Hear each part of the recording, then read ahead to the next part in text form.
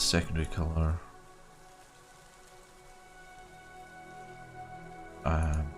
Change your sigil. Give it a name, give it a motto, and then you can invite people. So a house, basically, it will let you give people access to your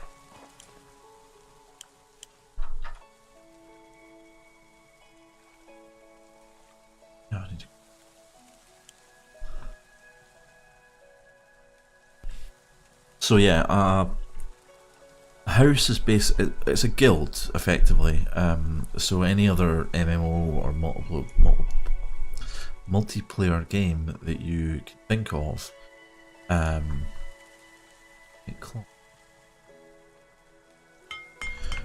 so yeah, any other sort of multiplayer type game that you can think of that has a sort of guild structure, a house is basically a guild.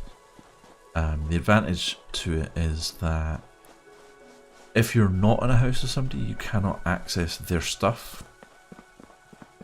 So even if you, say, found my base, you wouldn't be able to access well, you couldn't even open my door unless you were either in a party with me or in the same house.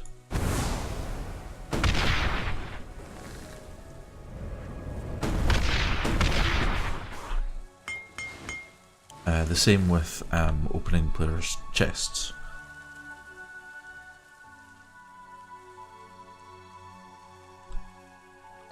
If you are not in either a party or a house with a player, you can't even open their chests. Actually, that applies even if the structure is out in the world. So basically, the way that we were kind of advised to play was, or the way that this makes it sound. So, you know, the chests, the storage chest allows you to store weapons, armor, trinkets, and items safely. Beware, anyone can open up your chest, so keep it protected or hidden. So that suggests that if I was to, say, have a chest out in the open, and everyone would be able to open it. From what I have found, that is not true. If you have a chest that is on a claimed piece of land, or on a claimed structure, it does not matter where the chest is, nobody will be able to open it.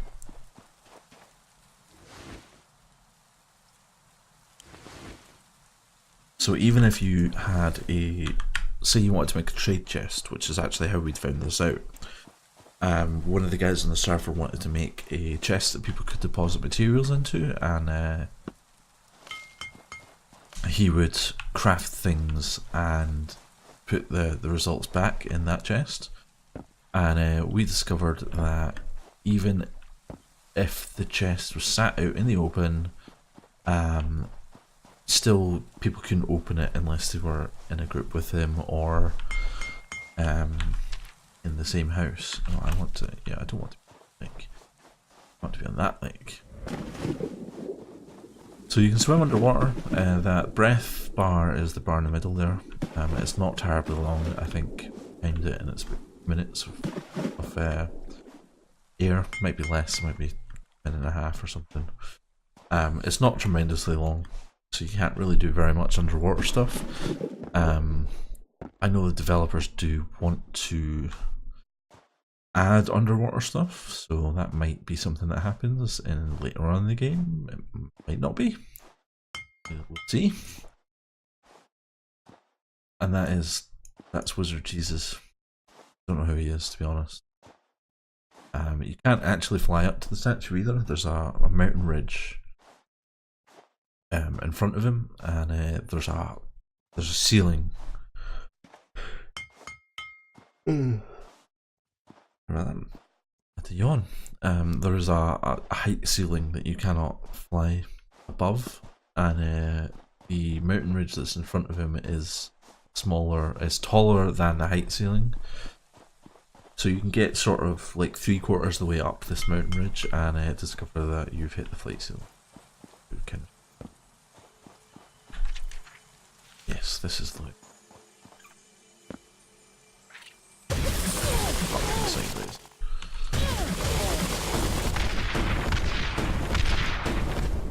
As you can see, sprites are fucking horrific. That was a level 4 sprite. I'm level 10. He's a whole 6 levels lower than me. And he still almost destroyed me. That is how bad sprites are. Let nobody tell you any different. Sprites are evil. So on the server that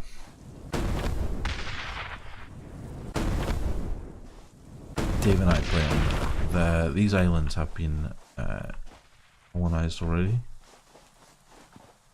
But they also look really nice, and they're between sort of part way between lowish level and highish level territory, so they're actually quite in quite good location. I'm just going to swim over to this island here because I think it's the biggest, and we'll have a look around.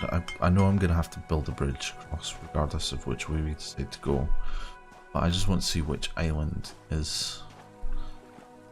I think this is the big one. I'll check on the map in a minute. I don't want to open the map and then end up drowning to death. Drowning to death. Dead if you drowned. Only part. I'm not going to get this map. Yeah, so these two are kind of the biggest. So I'm wondering if we. I like this island. Not really too terribly fussed about that island. So yeah, we will build on this island.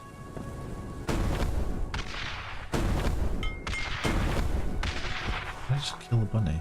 Oh no, I'm just about parchment. How much wood do we have? We have 80 wood. Fantastic. This is going to be long and arduous.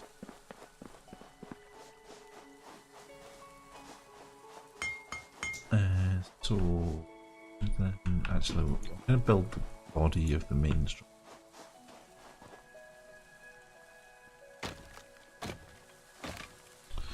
This will probably get me lots of XP quickly. As you can see, insufficient materials. So chests come under magic for some reason. And as you can see, you need rune crystals, you need wood, and you need iron ingots for those. A lot of these things require various stuff that probably have any of, you know, woods, iron ingots. Just need the woods. So the throne, yeah, I'm just going to read that. So throne gives you ownership of your structure. A throne will decay in 16 days without upkeep. So that basically means that if you do not come in and either replace your throne, because the throne's free to build, if you don't replace your throne or heal it through a spell, your throne will disappear. And structures, when they're unclaimed, take damage. So I think it's about 2.5 days for wood to decay.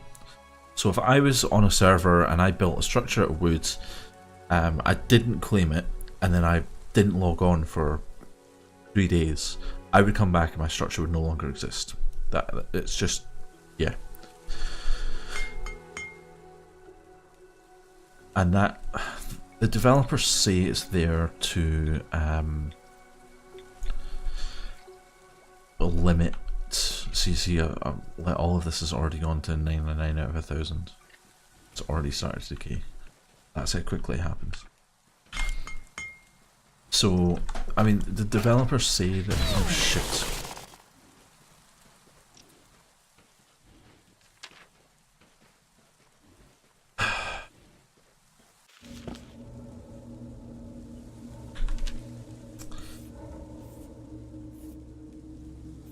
The developers say that that mechanism is there to help prevent lag,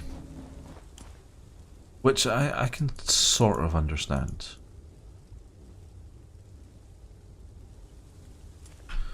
I can sort of get that. Where are... That doesn't show up on the map. Where are the healing pools?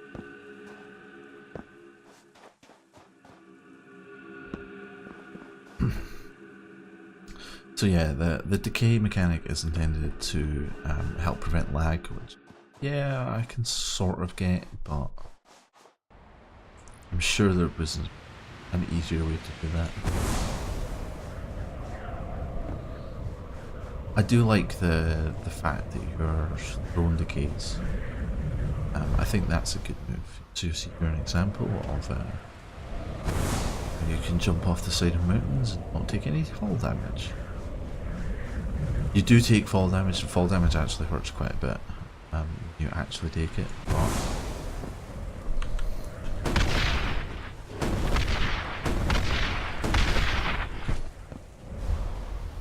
but yeah, the heights that you have to fall from are pretty horrendous.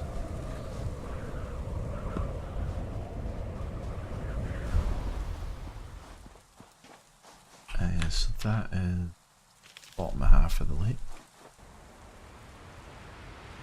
The spell that I'm casting here is haste. Here. But you cast it and it makes you run fast. I really don't know why I decided to explain that, because it's obvious. There's the fucking sprite they killed. Swim cast though. I wish I could. That sprite would be dead from the other side of the lake.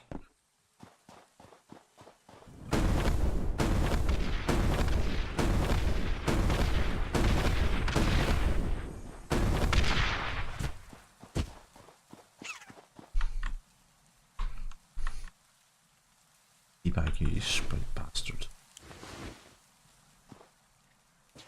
Give me my stuff back.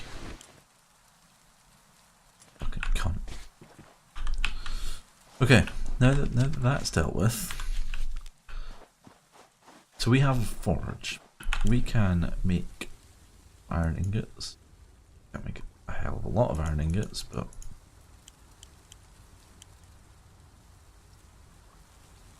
oh, and the game's broken. Fantastic. So we are going to have to log out and log back in. So I've noticed a slight issue where if you are crafting and you don't finish the craft, let's enable that. I'm going to turn that up just in case this doesn't work either. But yeah, if you are crafting something and either die or cancel the craft, open a, if you open a crafting bench that isn't crafting and don't start another craft, your current craft ends after the next item's been crafted and it gets stuck. It doesn't start crafting the next one, but you also can't